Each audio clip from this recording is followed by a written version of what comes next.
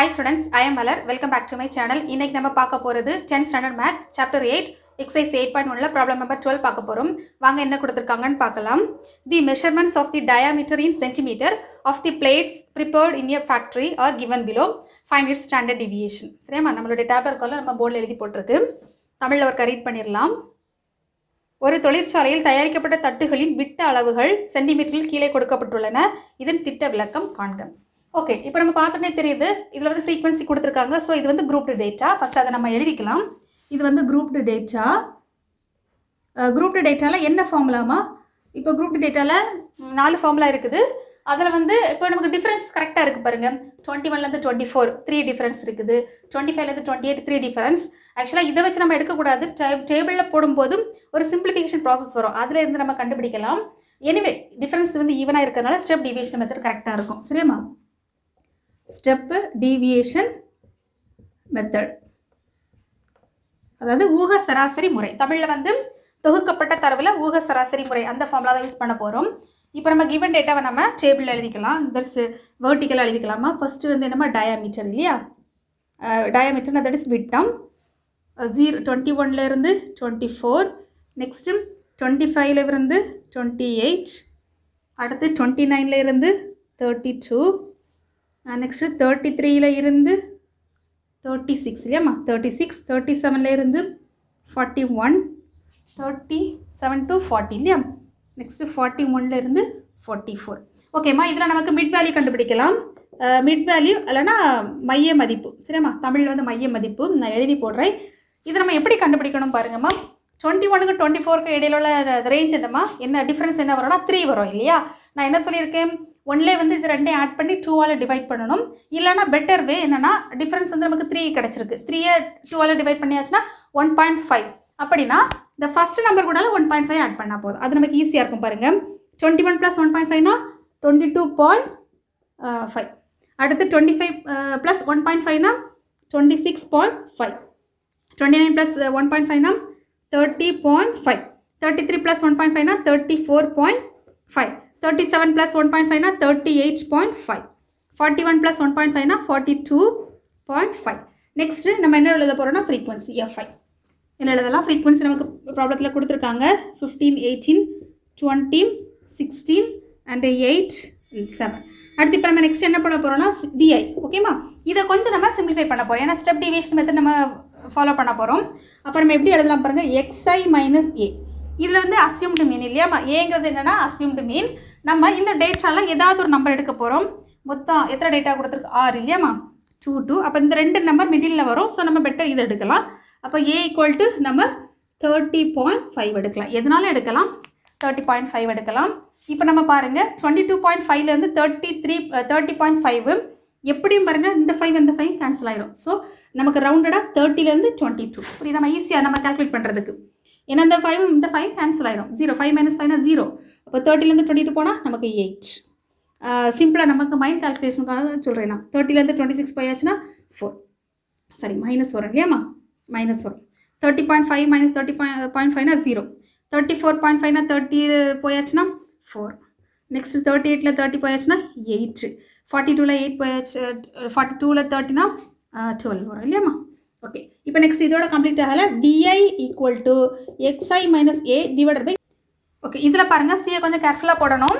இதை பாருங்கம்மா, இது ரெண்டுக்குள்ள டிஃப்ரென்ஸ் என்னென்னு பாருங்கள். 22.5லேருந்து 26.5 சப்ராக்ட் பண்ணியாச்சுன்னா என்ன கிடைக்கும்? நமக்கு வந்து 4 கிடைக்கும் இல்லையாம்மா? அதாவது 22.5க்கும் 26.5க்குள்ள டிஃப்ரெண்ட் வந்து 4.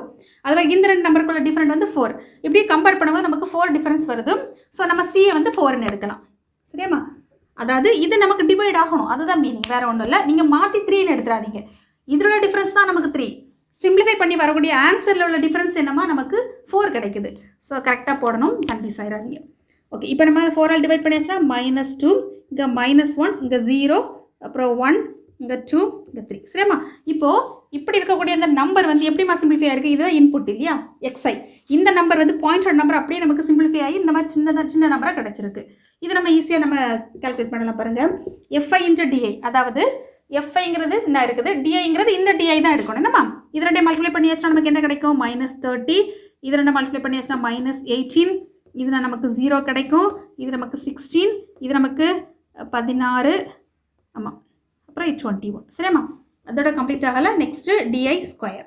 இப்போ நம்ம என்ன பண்ண போகிறோம்னா இதுக்கு ஸ்கொயர் எடுத்துகிட்டு வரக்கூடிய ஆன்சரை நம்ம இது கூட மல்டிப்ளை பண்ணலாம். அப்போ 2 ஸ்கொயர்னா 4, 4 15 சார் 60 இல்லையாம்மா, 30 60 வரும். நெக்ஸ்ட்டு 1 ஸ்கொயர் இல்லையாம்மா, 1 × 18னா 18 அண்டு 0 நமக்கு. அப்புறம் இங்கே வந்து 16, அடுத்து நமக்கு 4 4 8 சார் 32 32 கரெக்டாம்மா. இப்போ 9 4 சார் 63. ஓகே, நம்ம என்னென்ன டேட்டாஸ்லாம் நமக்கு தேவை? சமேஷன் எஃப் ஈக்குவல் டு என் நமக்கு தேவை. ஆட் பண்ணலாமா? 15 20 15 20 21 23 30 34, இப்போ 3 இருக்குது, 4 5 6 7 8 இல்லையாம்மா, நமக்கு 84 கிடச்சிருக்கு. அப்போ நமக்கு இதுவும் தேவை இல்லையா? சமேஷன் எஃப்ஐ இன்ட்டு டிஐ ஃபார்முலாவில் தேவை இருக்கும். இதில் நம்ம கொஞ்சம் கேர்ஃபுல்லாக பண்ணணும். நான் எப்போவுமே பண்ணுற மிஸ்டேக்கு மைனஸை கவனிக்காமல் ஆட் பண்ணிடுவேன். ஸோ நீங்கள் அந்த மிஸ்டேக் பண்ணாதீங்க. ஆட் பண்ணும்போது நமக்கு 48 கிடைக்குது. இதை ஆட் பண்ணும்போது 20 32 33 43 53 இல்லையாம்மா. அப்போ ஆட் பண்ணியாச்சுன்னா 48 15 எப்பவுமே 3 4 5 இல்லையாம்மா. இப்போ நமக்கு என்ன கிடைக்கும்? 3 4 5 48 பண்ணியாச்சுன்னா 5 நமக்கு கிடைக்குது. அடுத்து நம்ம இதை ஆட் பண்ணலாம். Summation FI into DI square இல்லையாம்மா. அப்புறம் நம்ம ஆட் பண்ணும்போது என்ன கிடைக்கும்? 5 10 11 19 9 மீதி 1 7 10 12 12 6 9 12 6 18 இல்லையாம்மா, 189. ஓகே, இந்த மாதிரி கிடச்சிருக்கு. இப்போ நம்ம ஃபார்முலா எழுதலாம். என்ன ஃபார்முலா வருமா? ஸ்டாண்டர்ட் டீவியேஷன் இல்லையா. ஸ்டாண்டர்ட் டீவியேஷன் ஃபார்முலா என்ன வரும்? சிக்மா ஈக்குவல் டு இதில் எழுதி போடுறேம்மா, சிக்மா ஈக்குவல் டு சி. ஏன்னா வந்து இது வந்து ஸ்டெப் டீவியேஷன் மெத்தட். சி மறக்காமல் போடணும். ஃபார்முலாவில் இருக்குது summation FI into DI square by N minus summation FI into DI by N the whole square. இப்போ நம்ம கரஸ்பாண்டிங் வேல்யூ அப்படியே சப்ஸ்டியூட் பண்ணலாம் பாருங்கள். சிக்மா ஈக்குவல் டு சியோட வேல்யூ நமக்கு 4 இல்லையாம்மா. வேணா தனியாக எழுதிக்கோங்க. ஏயோட வேல்யூ 30 அண்ட் சியோட வேல்யூ 4. சியோட வேல்யூ எப்படி எடுத்துன்னு தெரியும் இல்லையாம்மா. சி வந்து இதோட டிஃபரன்ஸு. ஆக்சுவலாக சி நம்ம எடுக்கக்கூடிய சி வந்து இந்த நம்பரை நமக்கு டிவைட் பண்ணணும். 3 எடுத்தால் டிவைட் ஆகாது. அப்போவே நீங்கள் கண்டுபிடிச்சிடலாம் 3 எடுக்க முடியாதுங்கிறது. சரியாம்மா, கன்ஃபியூஸ் ஆக வேண்டாம். இப்போ நம்ம வேல்யூ சப்ஸ்டியூட் பண்ணலாம். Root of summation FI into DI square இல்லையா. அப்படின்னா டிஐ ஸ்கொயர் எங்கே இருக்குது? என்ன இருக்குது? 189 டிவைடட் பை என் வேல்யூ வந்து நமக்கு 84 கிடச்சிருக்கு. Minus summation FI into t i இல்லையாம்மா. அப்போ நமக்கு 5 divided by 84 the whole square. இப்போ நம்ம கொஞ்சம் பெரிய நம்பராக இருக்கிறதுனால நம்ம வந்து சிம்பிளிஃபை பண்ண வேண்டாம். நம்ம கிராஸ் எல்சிஎம் எடுத்துடலாம். அப்போ எல்சிஎம் எடுத்தால் என்ன வரும் நமக்கு? 189 into 84 the whole divided by 84 into 84 இல்லையாம்மா, மைனஸ் 25. ஏன்னா 5 ஸ்கொயர் வந்து நமக்கு 25 ஆயிரும். அப்போ நம்ம இதை நம்ம சிம்பிளிஃபை பண்ணலாம். கேல்குலேஷனில் தனியாக போட்டுக்கோங்க.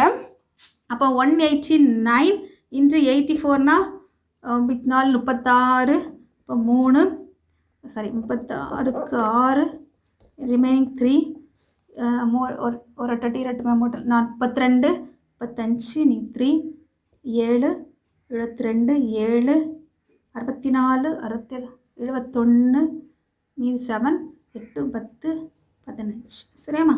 இப்போ 6 7 8 1 5 15876 எழுதலாமா இதில்? அப்போது 4 இன்ட்டு ரூட் ஆஃப் 15876 மைனஸ் 25 இல்லையாம்மா. இந்த 84 நம்ம வெளியில் எடுத்துடலாம் பாருங்கள். 84 ஏன்னா டபுள் 84க்கு நமக்கு சிங்கிள் 84 ரூட் எடுக்கும்போது இதாயிரும். இது நம்ம சிம்பிளிஃபை பண்ணால் என்ன வரும்? 4/84. இதிலே கட் பண்ணலாமே. 1 அப்போது 2 21 இல்லைம்மா. 1/21 1/21 இன்ட்டு ரூட் ஆஃப். அப்போது நம்ம 15876 15876 கூட 25 சப்ராக்ட் பண்ணியாச்சுன்னா நமக்கு 1 5 15851 15851. ஓகேம்மா, இதை நம்ம ஈஸியாகவே சிம்பிளிஃபை பண்ணலாம். Sigma equal to 1/21. ஓகேம்மா, இப்போ நம்ம ரூட் ஆஃப் 1 அதர்ஸ் நம்ம தனியாக எழுதிக்கலாம். ரூட் ஆஃப் 15851 இது நமக்கு வந்து மோர் தென் 100 இருக்குது. இதை நம்ம வந்து லாக் புக் மூலமாக ரொம்ப ஈஸியாக ஆன்சர் கண்டுபிடிக்கலாம் பாருங்கள். அதுக்கு நம்ம என்னென்ன ஸ்டெப் ஃபாலோ பண்ணுறோம் பார்ப்போம். இதை நம்ம செப்பரேட் பண்ணிடலாம். இப்போ பாருங்கம்மா 15,851, அதாவது இது வந்து 100ஓட எக்ஸிட் ஆயிடுச்சு. ஸோ நம்ம அதை சிம்பிளிஃபை பண்ண போகிறோம். எப்படி சிம்பிளிஃபை பண்ணலாம் பாருங்கள். ரூட் தட்ஸ் 115,8 15,851 நம்ம எப்படி சேஞ்ச் பண்ணலாம் பாருங்கம்மா. எப்பவுமே நான் சொல்லியிருக்கேன் ஸ்கொயர் ரூட் எடுக்கும்போது 2 மடங்காக தான் நம்ம பாயிண்ட்டை வந்து மூவ் பண்ணணும்.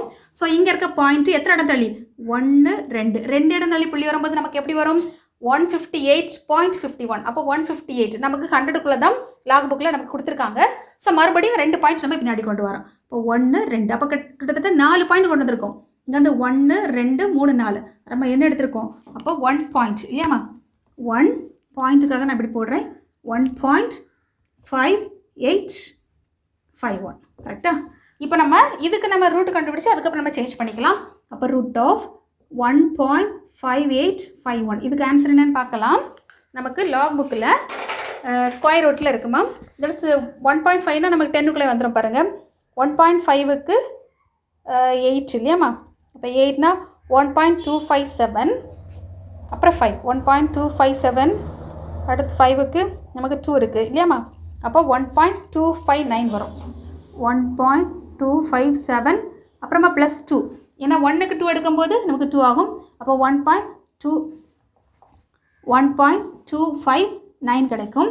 இது வந்து எதுக்கு ஸ்கொயர் ரூட் ஆஃப் 1.5851 இல்லையா. ஆக்சுவலாக நமக்கு இது தேவை கிடையாது. எது தேவை நமக்கு ரூட் ஆஃப் 15851 இல்லையாம்மா. இதுக்கு தான் நமக்கு தேவை.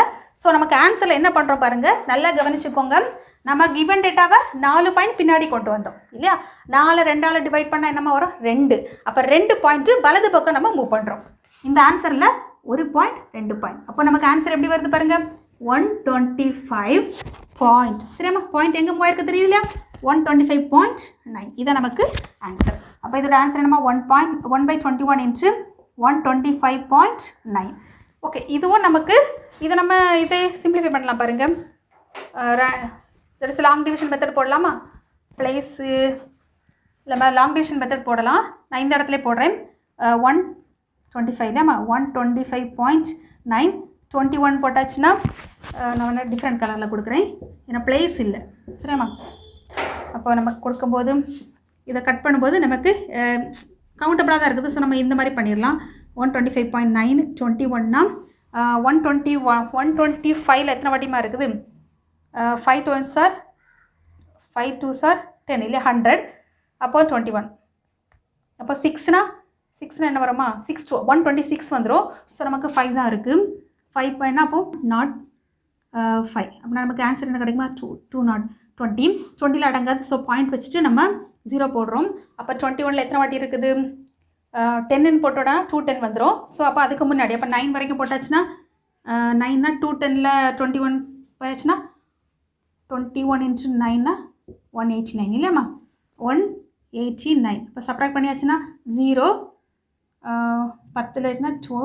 ஓகே இப்போ நமக்கு 20 கிடச்சிருக்கு. மறுபடியும் நம்ம என்ன பண்ணுறோம் 0 போடுறோம். இப்போ 200ல் எத்தனை வாட்டிமா இருக்குது நமக்கு மறுபடியும் 9 டைம்ஸ் இருக்குது 189. அப்போ நமக்கு அதே ரேஞ்சு போயிட்டே இருக்கும். ஸோ 5.99 அப்படியே ஸ்டாப் பண்ணிக்கலாம்.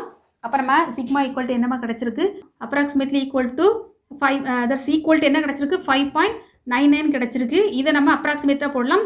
5.99 போட்டதுனால நம்ம 6ன்னு சொல்லி நம்ம கம்ப்ளீட் பண்ணலாம். நம்மளோட டெக்ஸ்ட் புக்லேயும் 6ன்னு தான் கொடுத்துருக்காங்க. அவ்வளோதான்.